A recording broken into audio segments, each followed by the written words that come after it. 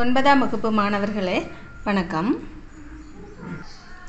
கணங்களின் ஆதி எண்ணின் பயன்பாட்டு கணக்குகள் இந்த டாபிக்ல இருக்கிற வரையறைகள் கணக்குகளை நாம பார்க்க போறோம். முதல்ல ஏபி என்பன இரு முடிவுறு கணங்கள் இங்க போட்டிருக்கோம். ஏபி இரு முடிவுறு கணங்கள் எனில் இதுல இருந்து நம்ம 4 முடிவுகள் பெறுறோம். அதை தான் இங்க பார்க்குறோம். பாருங்க, இது ஏ, நடுவுல இந்த பகுதி இருக்குல்ல, இதை என்னன்னு சொல்லுவோம்? ஏ வெட்டு பி அப்படின்னு சொல்லுவோம். அப்படின்னா இந்த பகுதி என்ன? இந்த பகுதி என்ன? n of A difference B, அதாவது ஏ டிஃபரன்ஸ் பி. இந்த பகுதி பி டிஃபரன்ஸ் ஏ, பி வித்தியாசம் ஏ. ஓகேங்களா? n ஆஃப் ஏ சேர்ப்பு பி உங்களுக்கு வேணும்னு வச்சுக்கோங்களேன்.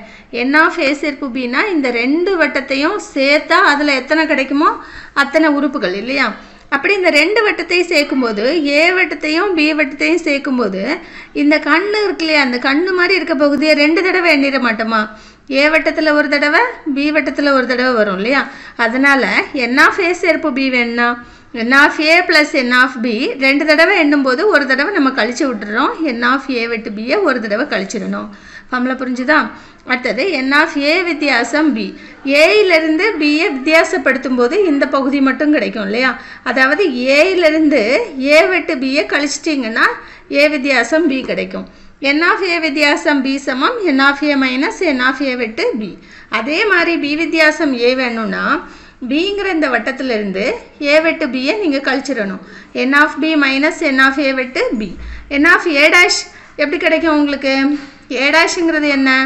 ஏ ஒரு வட்டம் இருக்குது அப்படின்னு நம்ம எடுத்துக்கிட்டோம்னா இது அனைத்து கணம், இது ஏ, இது ஏ, உள்ளே இருக்குது ஏ, வெளியே இருக்குது ஏ டேஷ். அப்போ ஏ டேஷ் வேணும்னா என்ன செய்யணும்? அனைத்து கணத்திலிருந்து ஏவை நம்ம கழிச்சிடணும். அது n ஆஃப் ஏ டேஷ். குறிப்பு, மேலே உள்ள முடிவுகளிலிருந்து நாம் இந்த விதிகளை பெறுகிறோம். எப்படின்னா முதல் விதியை பாருங்க, n ஆஃப் ஏ வெட்டு பி இந்த பக்கம் இருக்கா, அதை இங்கே எடுத்துகிட்டு வந்துட்டு இதை அந்த பக்கம் எடுத்துகிட்டு போயிட்டீங்கன்னா என்னவாகும்? n ஆஃப் ஏ வெட்டு பி சமம் n of A plus n of B minus n of A சேர்ப்பு பின்னு கிடைக்கும் இல்லையா? இதுதான் குறிப்பில் முதல்ல இருக்குது. அடுத்து n ஆஃப் ஏவையும் n ஆஃப் ஏ டேஷையும் இதை இந்த பக்கம் எடுத்துகிட்டு வந்துருங்க. இது இந்த பக்கம் வந்துச்சுன்னா n ஆஃப் ஏ கூட்டல் n ஆஃப் ஏ டேஷ் சமம் n ஆஃப் அனைத்து கணம் கிடைக்கும். இதுதான் ரெண்டாவது குறிப்பு. இந்த ரெண்டு முடிவுகளை நாம் அந்த முன்னாடி இருக்க முடிவுகள்லேருந்து எழுதியிருக்கோம். எடுத்துக்காட்டு 1-27 கொடுக்கப்பட்டுள்ள வெண்படத்திலிருந்து n ஆஃப் ஏ சேர்ப்பு பி சமம் n of A plus n of B minus n of ஏ வெட்டு பி என்பதை சரிபார்க்க.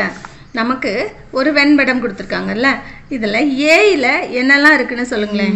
ஏயில் 5, 11, 15, 20. 5, 11, 15, 20. இது 11 இல்லை 10. 5, 10, 15, 20. அடுத்து பியில் என்ன இருக்குன்னு சொல்லுங்கள்.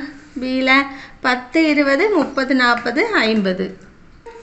அடுத்து ஏ சேர்ப்பு பியில் என்ன இருக்குது சொல்லுங்கள். ஏ சேர்ப்பு பி, ஏன்னா ஃபார்முலாவில் என்ன வேணும்?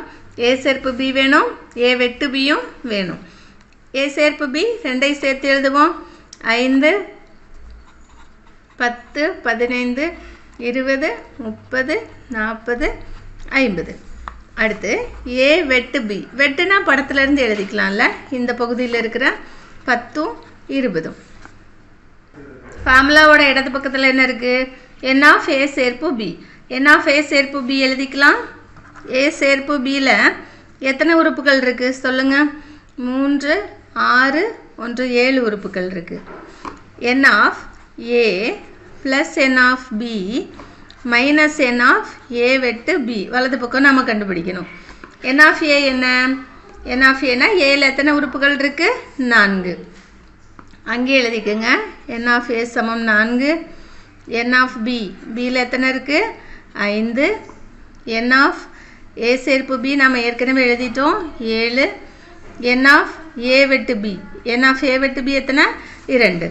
இந்த ஃபார்முலாவில் போடுவோம். n of A 4, n of B 5 minus n of ஏ வெட்டு பி 2. 4, 5, 9. 9ல் 2 கழிச்சிங்கன்னா 7. இதை 1ன்னு போட்டுக்குங்க, இதை 2ன்னு போட்டுக்குங்க. ரெண்டும் சமமாக இருக்குது. எனவே அந்த ஃபார்முலாவை எடுத்து எழுதி நிறுவப்பட்டது.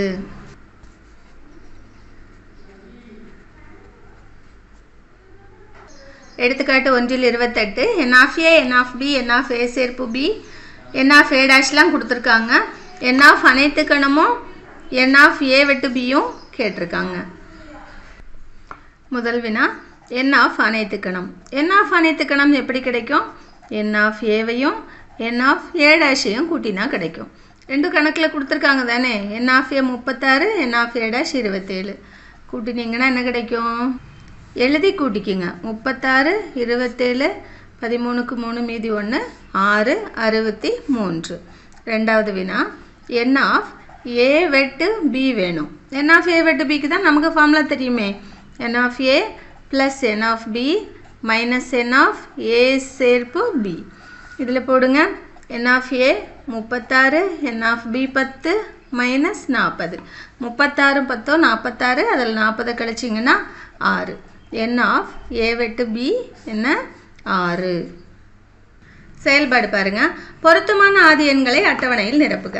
First n of a n of b கொடுத்துருக்காங்க. n ஆஃப் a சேர்ப்பு bயும் கொடுத்துருக்காங்க. n ஆஃப் a வெட்டு b கேட்டிருக்காங்க. n ஆஃப் a வெட்டு bக்கு நமக்கு ஃபார்முலா தெரியும்ல. n of a plus n of b minus n of a சேர்ப்பு b. a வெட்டு வேணும்னா சேர்ப்பு இங்கே போடணும், இங்கே சேர்ப்பு வேணும்னா இங்கே வெட்டு போடணும். அப்படின்னா n ஆஃப் ஏவையும் n ஆஃப் பியவும் கூட்டுங்க. 30 கூட்டல் 45, அதில் n ஆஃப் a சேர்ப்பு பியை கழிச்சிடுங்க.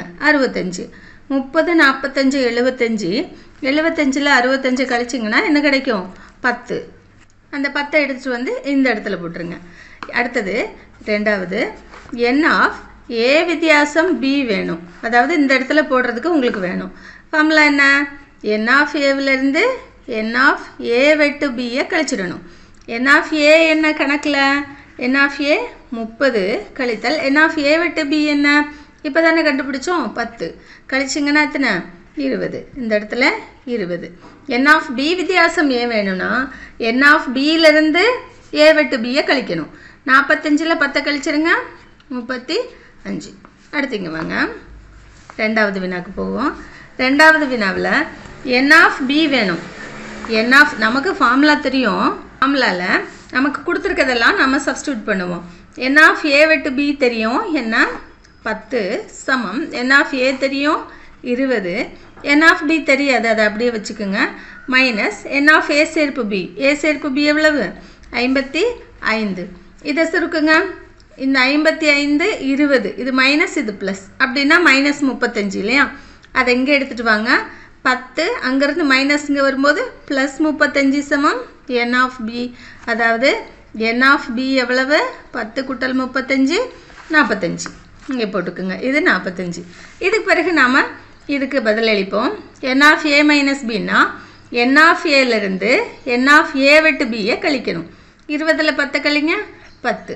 n ஆஃப் b டிஃப்ரென்ஸ் என்ன? n ஆஃப் bலேருந்து a வெட்டு bயை கழிங்க. 45ல் 10 கழிச்சிங்கன்னா 35. அடுத்து வாங்க. இங்கே இந்த 4 கொடுத்துருக்காங்க. n ஆஃப் a வித்தியாசம் b. n ஆஃப் ஏலேருந்து n ஆஃப் a வெட்டு bயை கழிங்க. 50ல் 25 கழிச்சிங்கன்னா 25. அடுத்தது b வித்தியாசம் ஏன்னா n ஆஃப் bலேருந்து n ஆஃப் a வெட்டு bயை கழிங்க. 65ல் 25 கழிச்சிருங்க. என்ன கிடைக்கும்? 45 கிடைக்கும். அடுத்தது வாங்க. இங்கே n ஆஃப் a வெட்டு b வேணும். n ஆஃப் a வெட்டு b வேணும்னா என்ன செய்யணும்? n ஆஃப் ஏவையும் n ஆஃப் பியவும் கூட்டிக்கிட்டு a சேர்ப்பு b அதிலேருந்து கழிச்சிருங்க. இது 73. 70 கழிச்சிங்கன்னா 3.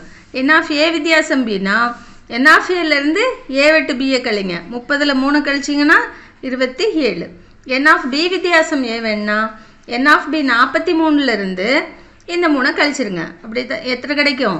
40 கிடைக்கும். எடுத்துக்காட்டு 1ல் 29. ஏவில் BDEGH இருக்குது, பியில் AECH இருக்குது.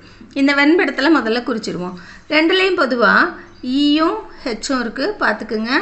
அந்த ஈயவும் ஹெச்சவும் இந்த பொதுவான பகுதியில் போடுங்க. மீதி BDG இதை இங்கே எழுதிக்குங்க. இங்கே மீதி AC. இதை போட்டிங்கன்னா ஆன்சர் போட்டுருவீங்க. n ஆஃப் a வித்தியாசம் b. a வித்தியாசம் bனா இந்த பகுதி இல்லையா? அப்படின்னா n ஆஃப் a வித்தியாசம் b எவ்வளவு? 3. இங்கே 3 உறுப்புகள் தான் இருக்குது. அடுத்து n of a. n of aனா a வட்டத்துக்குள்ளே எத்தனை உறுப்புகள் இருக்குது? எத்தனை இருக்குது? 5 இருக்குது. அடுத்து n ஆஃப் a வெட்டு b. n ஆஃப் a வெட்டு bனா இந்த பொதுவான பகுதியில் எவ்வளவு இருக்குது? 2 உறுப்புகள் இருக்குது. இப்போ நாம் சரி பார்க்கலாமா? n ஆஃப் a வித்தியாசம் b 3, அதை அப்படியே வச்சுக்கோங்க. வலது பக்கம் n ஆஃப் ஏவிலிருந்து n ஆஃப் a வெட்டு bயை கழிக்கிறோம். அதாவது 5ல் 2 கழிக்கிறோம். கழிச்சோன்னா என்ன கிடைக்கும்? 3. 1 2 ஒரே மாதிரி இருக்குதா? 1,2லிருந்து n ஆஃப் a வித்தியாசம் b சமம் n of a minus n of a வெட்டு b என நிறுவப்பட்டதுன்னு எழுதிக்குங்க. எடுத்துக்காட்டு 1ல் 30. கணக்கை பார்த்தோன்னா ஐயோ பெருசாக இருக்குது நமக்கு தெரியாதுன்னு பயந்து ஓடி போயிடாதுங்க. படிச்சிங்கன்னா அது ரொம்ப ஈஸி. ஒரு பள்ளியில் எல்லா மாணவர்களும் வளைகோல் பந்தாட்டம் அல்லது மட்டைப்பந்து அல்லது இரண்டும் விளையாடுகிறார்கள். 300 மாணவர்கள் வளைகோல் பந்தாட்டத்தையும் 250 மாணவர்கள் மட்டைப்பந்து விளையாட்டையும் 110 மாணவர்கள் இரண்டையும் விளையாடுகிறார்கள் எனில் இதுக்கு முதல்ல நீங்கள் வெண்படம் போட்டுக்குங்க. இது மாதிரி 2 வட்டம் போட்டுக்குங்க. ஒரு வட்டம் வளைகோல் விளையாடுபவர்களையும் ஒரு வட்டம் மட்டைப்பந்து விளையாடுபவர்களையும் குறிக்கட்டும். வளைகோல் எத்தனை பேர் விளையாடுறாங்க? 300 பேர். அப்படின்னா இங்கே போட்டுக்குங்க 300. மட்டைப்பந்து எத்தனை பேர்? 250 பேர். அதை இங்கே போட்டுக்குங்க. இதில் இரண்டையும் விளையாடுபவர்கள் 110 இருக்கு இல்லையா? அதை இங்கே நடுவில் போட்டுக்குங்க. அதுக்கு பிறகு தான் இங்கே நீங்கள் போடணும். ஏன்னா இந்த 300ங்கிறது இது முழுவதும் 300 இல்லையா? அப்படின்னா இது எவ்வளவு? அந்த 300லேருந்து இந்த 110 கழிச்சிருங்க. கழிச்சிங்கன்னா எத்தனை கிடைக்கும்? 190. இந்த பக்கம் வாங்க. 250லேருந்து 110 கழிச்சிருங்க. கழிச்சிங்கன்னா 140 கிடைக்கும். இந்த படத்தை நீங்கள் தெளிவாக போட்டுக்கணும். போட்டதுக்கு பிறகு தான் கேட்டிருக்க கேள்விக்கு விடையளிக்க போகணும். முதல் வினா, வளைகோல் பந்து மட்டும் விளையாடுபவர்கள். படத்தை பார்த்தோன்னே சொல்லிடுவீங்க இவங்க மட்டும்தான் வளைகோல் பந்து மட்டும் விளையாடுபவர்கள். 190 பேர். மட்டைப்பந்து மட்டும் விளையாடுபவர்கள் எத்தனை பேர்னு 2வது வினால கேட்டிருக்காங்க. படத்தை பார்த்துட்டு சொல்லுங்க. மட்டைப்பந்து மட்டும் விளையாடுபவர்கள் 140 பேர். 3வது வினா, பள்ளியில் உள்ள மொத்த மாணவர்கள் எத்தனை பேர்? மொத்த மாணவர்கள் வேணும்னா வளைகோல் பந்தாட்டம் ஆடுபவர்கள், 2ஐயும் ஆடுபவர்கள், மட்டைப்பந்து ஆடுபவர்கள் எல்லாரையும் நாம் கூட்டிக்கணும். அதாவது 190 கூட்டல் 110 கூட்டல் 140 கூட்டினீங்கன்னா கூட்டி பாருங்கள், எழுதி கூட்டுங்க. அப்போ தான் உங்களுக்கு ஈஸியாக இருக்கும். 440 பேர் அந்த பள்ளியில் படிக்கிறாங்க. எடுத்துக்காட்டு 1ல் 31. ஒரு விருந்தில் 60 பேர் கலந்து கொண்டனர். அதில் 35 பேர் வெனிலா ஐஸ்கிரீம் மற்றும் 30 பேர் சாக்லேட் ஐஸ்கிரீம் எடுத்துக்கொண்டனர். பங்கேற்றவர்களில் அனைவரும் குறைந்தபட்சம் ஒரு வகை பனிக்கூழையாவது எடுத்துக்கொண்டால் அப்படின்னா என்ன அர்த்தம்னா எதையுமே சாப்பிடாம யாருமே இல்லை அப்படின்னு சொல்லியிருக்காங்க. முதல்ல நம்ம என்ன பண்ணணும்? இதற்கான வெண்படம் வரைஞ்சிக்கணும். 2 வட்டம் போட்டுக்குங்க. போட்டுட்டு இது வெனிலா ஐஸ்கிரீம் சாப்பிட்றவங்க, இவங்க என்ன சாப்பிட்றாங்க? சாக்லேட் ஐஸ்கிரீம் சாப்பிட்றவங்க. வெனிலா ஐஸ்கிரீம் எத்தனை பேர் சாப்பிட்டாங்க? 30 பேர் சாப்பிட்டாங்க. சாக்லேட் ஐஸ்கிரீம் எத்தனை பேர் சாப்பிட்டாங்க? வெனிலா ஐஸ்கிரீம் சாப்பிட்டவங்க 35 பேர். சாக்லேட் ஐஸ்கிரீம் சாப்பிட்டவங்க 30 பேர். அதை இங்கே போட்டுக்குங்க. அதுக்கு பிறகு பங்கேற்றவர்களில் அனைவரும் குறைந்தபட்சம் ஒரு ஐஸ்கிரீமையாவது சாப்பிட்டாங்க அப்படின்னு சொல்லியிருக்காங்க. மொத்தம் எத்தனை பேர்? 60 பேர். அப்படின்னா என்ன அர்த்தம்னா மொத்தம் 60 பேர் இருக்காங்க. இதில் கொஞ்சம் பேர் 2ஐயும் சாப்பிட்ருப்பாங்கல்ல, நம்மளை மாதிரி ஆட்கள்லாம் 2ஐயும் சாப்பிட்ருப்பாங்கல்ல. அதனால் இங்கே எக்ஸ் போட்டுக்குங்க. இவங்க 2 விதமான ஐஸ்கிரீமையும் சாப்பிட்டவர்கள். அப்படின்னா வெண்ணிலா மட்டும் சாப்பிட்டவர்கள் எத்தனை பேர்? 35 பேரில் இந்த 2ஐயும் சாப்பிட்டவங்கள கழிச்சிருங்க, கழித்தல் எக்ஸ். சாக்லேட் மட்டும் சாப்பிட்டவங்க இந்த 30 பேரில் 2ஐயும் சாப்பிட்டவங்கள கழிச்சிடணும். மொத்தம் எவ்வளோ பேர்? 60 பேர். மொத்தம் நமக்கு எப்படி கிடைக்கும் தெரியுமா? இதெல்லாம் கூட்டிக்கணும். அதாவது 35 மைனஸ் எக்ஸ் ப்ளஸ் 2ஐயும் சாப்பிட்டவங்க ப்ளஸ் 30 மைனஸ் எக்ஸ். கூட்டும்போது இந்த 2 கேன்சல் ஆயிரும். 35 30 65. 60 சமம் 65 மைனஸ் எக்ஸ். 65ல் எதை கழிச்சா 60? 5 கழிச்சா 60 இல்லையா? அதனால் எக்ஸ் சமம் 5. அதாவது 2 வகை ஐஸ்கிரீமையும் சாப்பிட்டவங்க 5 பேர். வினாக்கு விடையளிப்போம். வெண்ணிலா மற்றும் சாக்லேட் 2 வகை பனிக்கூழையும் சாப்பிட்டவர்கள் 5 பேர். 2வது வினா என்னன்னு பாருங்க. 2வது வினா, வெண்ணிலா பனிக்கூழ் மட்டும் எடுத்துக்கொண்டவர்கள். படத்தில் பாருங்கள், வெண்ணிலா பனிக்கூழ் மட்டும் எடுத்துக்கொண்டவர்கள் 35 மைனஸ் 5. அதாவது 35 மைனஸ் எக்ஸ் இல்லையா, எக்ஸ்னா 5, அதை கழிச்சிட்டிங்கன்னா எவ்வளவு? 30 பேர். வெண்ணிலா ஐஸ்கிரீம் மட்டும் சாப்பிட்டவங்க 30 பேர். மூன்றாவது வினா, சாக்லேட் பனிக்குள் மட்டும் எடுத்துக்கொண்டவர்கள். படத்தில் பாருங்கள், சாக்லேட் மட்டும் எடுத்துக்கிட்டவங்க 30 மைனஸ் எக்ஸ், அதாவது 30ல் 5 கழிச்சிருங்க, எவ்வளவு? 25 பேர். 25 பேர் சாக்லேட் ஐஸ்கிரீம் மட்டும் சாப்பிட்ருக்காங்க. நம்ம 2 கணங்கள் ஏ மற்றும் பிக்கான ஃபார்முலா பார்த்தோம்ல, இப்போ அதையே 3 கணங்களுக்கு பார்க்குறோம். என் ஆஃப் ஏ சேர்ப்பு பி சேர்ப்பு சி சமம் என் ஆஃப் ஏ கூட்டல் என் ஆஃப் பி கூட்டல் என் ஆஃப் சி, மூணையும் கூட்டிக்கணும். அதுக்கு பிறகு எதை கழிக்கணும்னா 2 2ஆக கழிக்கணும். என் ஆஃப் ஏ வெட்டு பி, என் ஆஃப் ஏ வெட்டு சி, என் ஆஃப் பி வெட்டு சி, மூணையும் கழிச்சிடணும். கடைசியில் என் ஆஃப் ஏ வெட்டு பி வெட்டு சியை கூட்டிக்கணும். இது ஃபார்முலா, மெமரி பண்ணிக்கோங்க. இது பாருங்கள், ஏபிசின்னு 3 கணங்கள் இருக்குது அப்படின்னா இதில் சில விஷயங்களை நாம் தெரிஞ்சுக்கிட்டு கணக்கு செய்ய போகலாம். ஏ மட்டும் அப்படின்னா இவங்க தான், பி மட்டும்னா பி, சி மட்டும்னா சி, அதாவது ஏபிசி இவங்க வந்து ஒரே ஒரு கணத்தில் மட்டும் உள்ளவர்கள். கணம் ஏயில் மட்டும் உள்ளவர்களை நம்ம என்னென்னு சொல்லுவோம்? ஏன்னு சொல்லுவோம். கணம் பியில் மட்டும் உள்ளவர்கள் பி, கணம் சியில் மட்டும் உள்ளவர்கள் சி. ஒரே ஒரு கணத்தில் மட்டும் உள்ளவர்கள்னா ஏ கூட்டல் பி கூட்டல் சி. அடுத்தால கணக்கு செய்யும்போது கேள்வி கேட்பாங்க, அப்போ இதை பயன்படுத்திக்கணும். இப்போது ஏயிலையும் பியிலையும் இருக்கிறவங்க இங்கே, இது எக்ஸு, பியிலையும் சியிலையும் இருக்கவங்க ஒய், ஏயிலையும் சியிலையும் இருக்கவங்க இசட்டு. இந்த 3லையும் இருக்காங்கல்ல, இவங்கள நாம் ஆறுன்னு வச்சுக்குவோம். அப்படின்னா 2 கணங்களில் மட்டும் உள்ளவர்கள் உங்களுக்கு வேணும்னா என்ன செய்யணும்? எக்ஸு ஒய் இசட் மூணையும் கூட்டிக்கணும். 3 கணங்களில் மட்டும் உள்ளவர்கள்னா ஆறு மட்டும் எழுதணும். குறைந்தது 2 கணங்களில் அப்படின்னா 3 கணங்களில் உள்ளவங்களையும் அவங்களோட சேர்த்துக்கணும். எக்ஸ் கூட்டல் ஒய் கூட்டல் இசட் கூட்டல் ஆர். அடுத்து 3 கணங்களிலும் உள்ள மொத்த நபர்களின் எண்ணிக்கை வேணும்னா a b c x y z r எல்லாத்தையும் கூட்டிக்கிட்டிங்கன்னா மொத்த நபர்கள் உங்களுக்கு கிடைக்கும். 1-32 ஒரு கல்லூரியில் உள்ள மாணவர்களில் 210 மாணவர்கள் மட்டைப்பந்தும் 180 மாணவர்கள் கால்பந்தும் 164 மாணவர்கள் வளைகோல் பந்தும். அப்போ இதுக்கு 3 வட்டம் நீங்கள் போடணும். இப்படி 3 வட்டம் போட்டு மட்டைப்பந்து விளையாடுறவர்கள் 210 இங்கே போட்டிருக்கோம், கால்பந்து விளையாடுறவங்க 180 இங்கே போட்டிருக்கோம், வளைகோல் பந்து விளையாடுறவங்க 164 இங்கே போட்டிருக்கோம். மறுபடியும் கணக்கு போய் படிங்க. படிக்கும்போது 42 பேர் மட்டைப்பந்து மற்றும் கால்பந்து, மட்டைப்பந்து மற்றும் கால்பந்து, இது மட்டைப்பந்து இது கால்பந்து, இங்கே என்ன போடணும்? 42 பேர். அடுத்து 38 பேர் கால்பந்து மற்றும் வளைகோல் பந்து, 38 பேர் கால்பந்து மற்றும் வளைகோல் பந்து, அப்போ இங்கே போடணும் 38.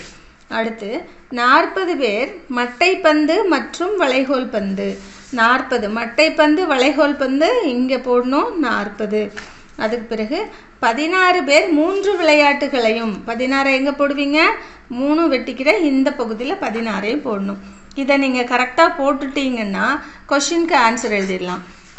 இந்த 42ங்கிறது இந்த 16 இதுக்குள்ளே அடக்கும். அப்படின்னா இந்த இடத்துல மட்டும் இருக்கிறது வேணும்னா 42ல் 16 கழிச்சிடுங்க. கழிச்சிங்கன்னா 26 கிடைக்கும். அதே போல் இங்கே 38ல் 16 கழிச்சிங்கன்னா என்ன கிடைக்கும்? 22 கிடைக்கும். இங்கே 40ல் 16 கழிச்சிடுங்க, கழிச்சிங்கன்னா உங்களுக்கு 24 கிடைக்கும். இப்போ இங்கே வாங்க, இந்த இடத்துல மட்டும், அதாவது ஏ, இது ஏ தானே, ஏயில் என்ன இருக்கும்? 210லிருந்து இந்த ஏக்குள்ளால் இருக்க இந்த 3ஐயும் கழிச்சிடணும். 26 16 24, 26 16 24 இந்த 3ஐயும் கூட்டி கழிச்சிடணும்.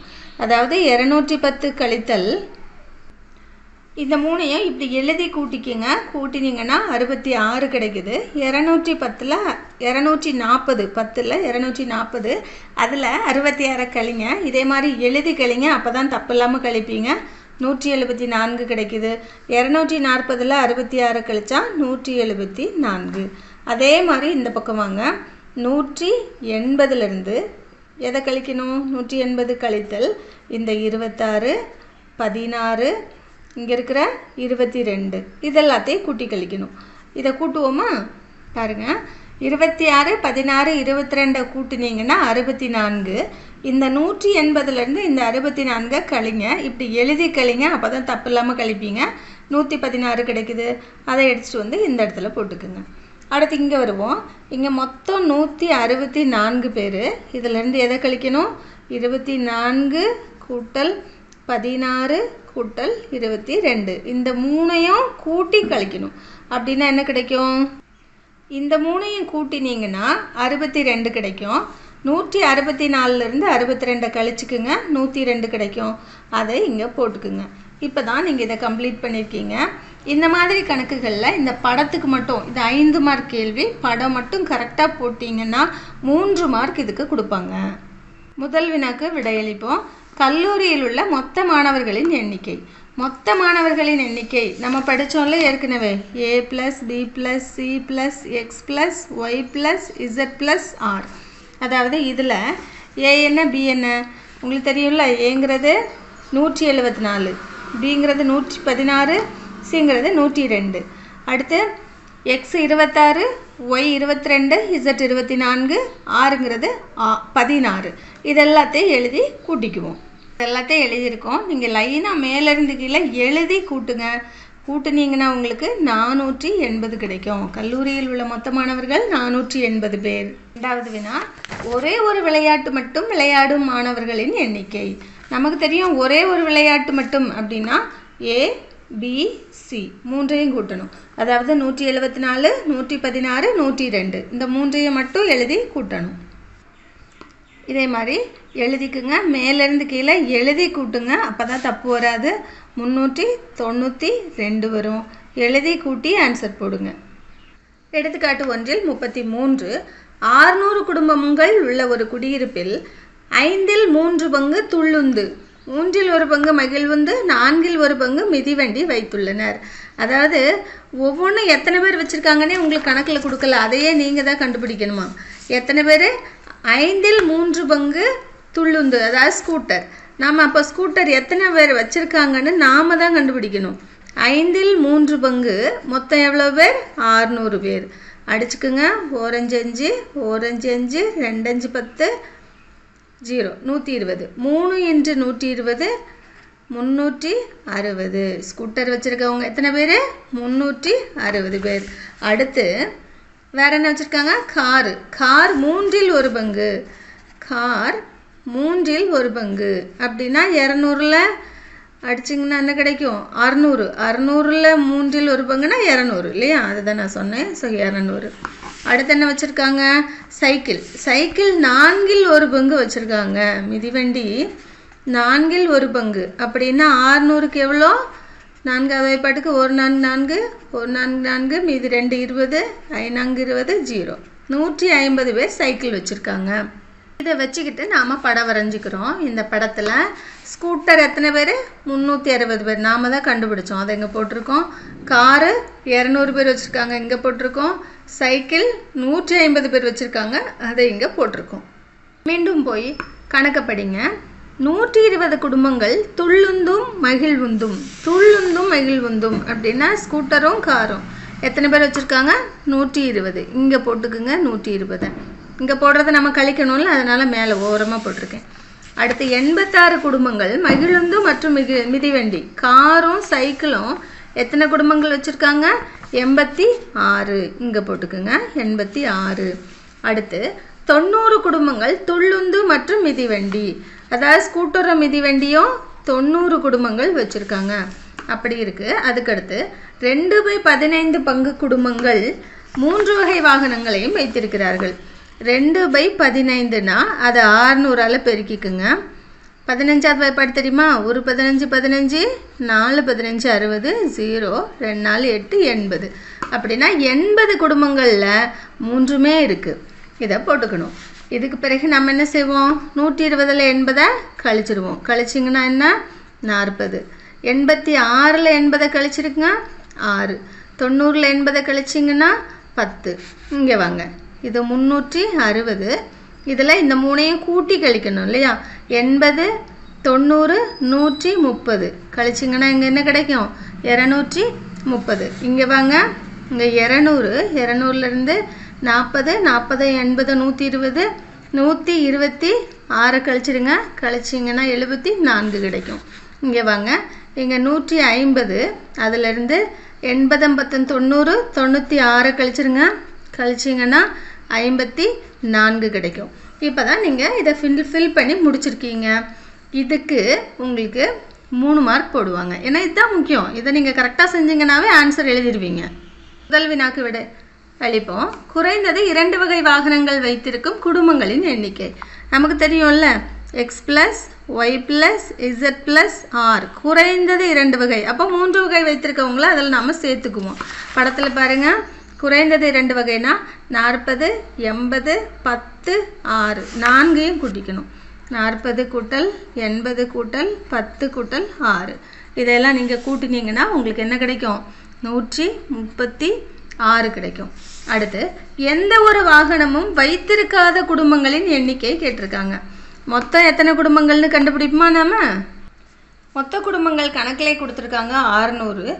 ஏதேனும் ஒரு வாகனம் வைத்திருப்போர், அதாவது ஏதாவது ஒன்று மட்டும் வைத்திருப்போர் வேணும்னா எல்லாத்தையும் கூட்டிக்கணும். ஏ கூட்டல் பி கூட்டல் சி கூட்டல் எக்ஸ் கூட்டல் ஒய் கூட்டல் இசட் கூட்டல் ஆர். அதை பாருங்கள், 230, 40, 74, 6, 80, 10, 54. இது எல்லாத்தையும் எழுதி கூட்டியிருக்கோம். கூட்டினோன்னா நமக்கு 494 கிடைக்கும். எந்த வாகனமும் வைத்திருக்காத குடும்பங்கள் வேணும்னா மொத்த குடும்பத்திலிருந்து இந்த 494 நாம் கழிச்சிருவோம். கழிச்சோன்னா எவ்வளோ கிடைக்கும்? 106 கிடைக்கும். 106 குடும்பங்கள் எந்த வாகனமும் வைத்திருக்கவில்லை. எடுத்துக்காட்டு ஒன்றில் 34. 100 மாணவர்கள் உள்ள ஒரு குழுவில் 85 மாணவர்கள் தமிழ் பேசுபவர்கள், 40 மாணவர்கள் ஆங்கிலம் பேசுபவர்கள், 20 மாணவர்கள் பிரெஞ்சு பேசுபவர்கள், 32 பேர் தமிழும் ஆங்கிலமும், 13 பேர் ஆங்கிலமும் பிரெஞ்சும், 10 பேர் தமிழ் மற்றும் பிரெஞ்சு பேசுபவர்கள். ஒவ்வொரு மாணவரும் குறைந்தது ஒரு மொழியாவது பேசுகிறார்கள் எனில் 3 மொழியும் பேசும் மாணவர்களின் எண்ணிக்கை கேட்டிருக்காங்க. அதாவது என் ஆஃப் உங்ககிட்ட கேட்டிருக்கிறது என்னென்னா, என் ஆஃப் ஏ வெட்டு பி வெட்டு சி சமம் என்னன்னு கேட்டிருக்காங்க. நமக்கு ஒரு ஃபார்முலா தெரியும்ல, அதை எழுதிக்கலாமா? இதுதான் அந்த ஃபார்முலா. என் ஆஃப் ஏ சேர்ப்பு பி சேர்ப்பு சி சமம் n of A plus n of b plus n of c minus ஏக்கும் பிக்கும் வெட்டு பிக்கும் சிக்கும் வெட்டு ஏக்கும் சிக்கும் வெட்டு எடுத்துக்கணும். அப்புறம் எல்லாத்துக்கும் சேர்த்து வெட்டு எடுத்து இதை கூட்டிக்கணும். இது ஃபார்முலா. இதில் ஏபிசியை நம்ம தமிழ் ஆங்கிலம் மற்றும் ஃப்ரெஞ்சு பேசுபவர்கள்னு எடுத்துக்குவோமே. அப்போ தமிழ் பேசுகிறவங்க எத்தனை பேர் கணக்குப்படி? 85 பேர். ஆங்கிலம் பேசுபவர்கள் என் ஆஃப் பி எத்தனை பேர்? 40 பேர். ஃப்ரெஞ்சு பேசுகிறவங்க என் ஆஃப் சி 20 பேர். என் ஆஃப் ஏ வெட்டு பி, அதாவது தமிழும் ஆங்கிலமும் பேசுகிறவங்க எத்தனை பேர்? 32 பேர். என் ஆஃப் பி வெட்டு சி, ஆங்கிலமும் ஃப்ரெஞ்சும் பேசுகிறவங்க 13 பேர். என் ஆஃப் ஏ வெட்டு சி, தமிழும் ஃப்ரெஞ்சும் பேசுகிறவங்க எத்தனை பேர்? 13 பேர். இப்போ 3ம் பேசுகிறவங்க என் ஆஃப் ஏ வெட்டு பி வெட்டு சி என்னன்னு நம்மகிட்ட கேட்டிருக்காங்க. அடுத்து இது 10, இது 10 பேர் கொடுத்துருக்காங்க. மொத்தம் எத்தனை மாணவர்கள்னு என் ஆஃப் ஏ சேர்ப்பு பி சேர்ப்பு சி சமம் 100 அப்படின்னு கொடுத்துருக்காங்க. எல்லோரும் கண்டிப்பாக ஒரு மொழி பேசுவாங்க இல்லையா? மொழி பேசாதவங்க இருப்பாங்களா? அந்த ஃபார்முலாவில் போடுவோமா? என் ஆஃப் ஏ சேர்ப்பு பி சேர்ப்பு சின்னா 100 சமம். ஃபார்முலாவில் பாருங்கள், என் ஆஃப் ஏ இருக்குது. என் ஆஃப் ஏ எவ்வளோ? 85. N of b 40. N of c 20 minus a வெட்டு பினா 32 மைனஸ் பி வெட்டு சி 13 ஏ வெட்டு சி 10 ப்ளஸ் என் ஆஃப் ஏ வெட்டு பி வெட்டு சி, இது நமக்கு தெரியாது, இதை தான் கண்டுபிடிக்கணும். சமம் இந்த 3ஐயும் கூட்டுங்க, இந்த 3ஐயும் தனியே கூட்டுங்க. இதையெல்லாம் கூட்டும்போது 145, இதை கூட்டுனீங்கன்னா 55 கிடைக்கும். 145ல் 55 கழிச்சிங்கன்னா 90. 100 எப்படி கிடைக்குதுன்னா 90 கூட என் ஆஃப் ஏ வெட்டு பி வெட்டு சியை கூட்டினா கிடைக்கும். அப்படின்னா என் ஆஃப் ஏ வெட்டு பி வெட்டு சி என்னவா இருக்கும்? 90 கூட எதை கூட்டினா 100? 10 கூட்டினா 100. அதனால் 3 மொழியும் பேசுபவர்கள் 10 பேர்.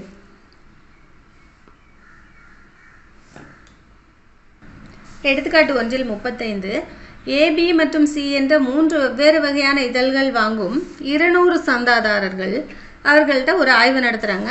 அதில் 75 பேர் ஏ என்ற இதழை வாங்குவதில்லை. வாங்குறவங்க கொடுக்கலவங்களுக்கு, வாங்காதவங்க கொடுத்துருக்காங்க.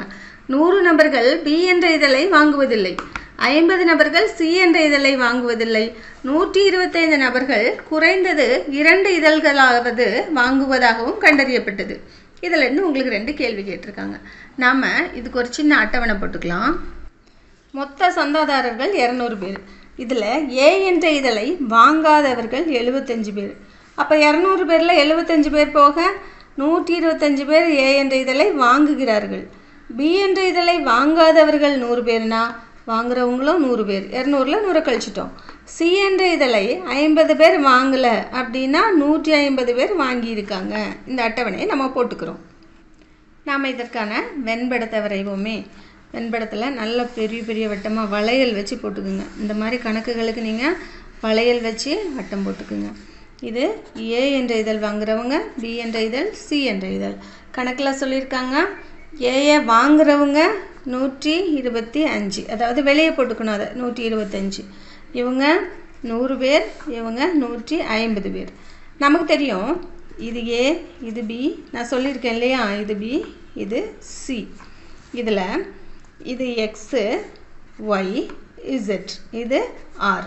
கணக்கில் இன்னொன்று கொடுத்துருக்காங்க. 2 இதழையும் வாங்குபவர்கள் குறைந்தது 125 பேர்னு சொல்லியிருக்காங்க. குறைந்தது 2 இதழையும் வாங்குபவர்கள்னா x plus y plus z plus r. இவங்க 125ன்னு கணக்கில் கொடுத்துருக்காங்க. நமக்கு 2 இதழையும் வாங்குகிறவர்கள் இந்த படத்துலேருந்து பாருங்களேன். இவங்க இந்த 2ஐயும் வாங்குறவங்க, இவங்க இந்த 2ஐயும் வாங்குறவங்க, இவங்க இந்த 2ஐயும் வாங்குறவங்க. அதாவது என் ஆஃப் ஏ வெட்டு பி, ஏக்கும் பிக்கும் பொதுவாக இருக்கிறவங்க எத்தனை பேர்னு பார்த்தீங்கன்னா x plus r. N of ஏ வெட்டு பி சமம் எக்ஸு ப்ளஸ் ஆர். அதே மாதிரி என் ஆஃப் பி வெட்டு சி பார்த்தீங்கன்னா y plus r. N of ஏ வெட்டு சி எடுத்துக்கிட்டிங்கன்னா இசட் ப்ளஸ் ஆர். மொத்தமாக இதெல்லாம் நீங்கள் கூட்டுறீங்கன்னு வச்சுக்கோங்களேன். அதாவது என் ஆஃப் ஏ வெட்டு பி, என் ஆஃப் பி வெட்டு சி, என் ஆஃப் ஏ வெட்டு சியை கூட்டினீங்கன்னா x plus y plus z plus 3R கிடைக்கும். X plus y plus z plus 3R உங்களுக்கு கிடைக்கும். மொத்தம் எத்தனை குடும்பங்கள் இருந்தாங்க? அதுதான் என் ஆஃப் ஏ சேர்ப்பு பி சேர்ப்பு சி. மொத்த குடும்பங்கள் எவ்வளோ? 200. என் ஆஃப் ஏ என்ன? ஏ. என் ஆஃப் பி என்ன? பி. என் ஆஃப் சி என்ன? சி. அதுக்கு பிறகு என் ஆஃப் ஏ வெட்டு பி வெட்டு சி என்ன? ஆர். இப்போது நம்ம அந்த ஃபார்முலாவை எடுத்து எழுதிக்குவோம். என் ஆஃப் ஏ சமம் ஏ. ஏங்கிறது என்ன? 125. பிங்கிறது என்ன? 100. என் ஆஃப் சி சமம், அதாவது சி வாங்குறவங்க எத்தனை பேர்? 150 பேர். இது எல்லாத்தையும் இந்த ஃபார்முலாவில் போட போகிறோம். என் ஆஃப் ஏ சேர்ப்பு பி சேர்ப்பு சினா 200. எங்கே இருக்குது? இங்கே இருக்குது. இங்கேருந்து போட்டிருக்கோம். என் ஆஃப் ஏ எவ்வளவு? 125. ஏ மட்டும் வாங்குறவங்க. பி எவ்வளவு? 100. சி எவ்வளவு? 150. அடுத்து ப்ளஸ் இந்த 3ஐயும் சேர்த்து கூட்டி நாம் வச்சுருக்கோம்ல, n of A plus n of b plus n of ஏ வெட்டு சி. இங்கே எழுதி வச்சுருக்கோமா?